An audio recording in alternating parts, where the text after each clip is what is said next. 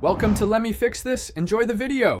In this video, I will explain how to program your Porsche Panamera garage door opener.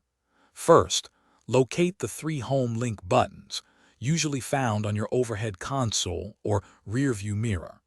Next, ensure you have your garage door opener remote control handy.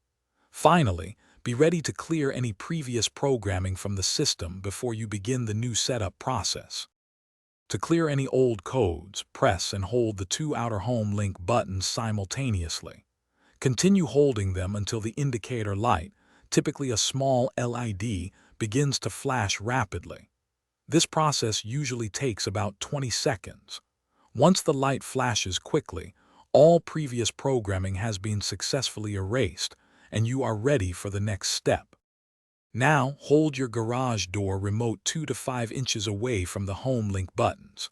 Press and hold the home link button you wish to program, and at the same time, press and hold the button on your garage door remote. Keep both buttons pressed until the home link indicator light flashes rapidly. This signals that the code has been learned. For rolling code systems, an additional step is needed. Go to your garage door opener motor and locate its Learn or Smart button.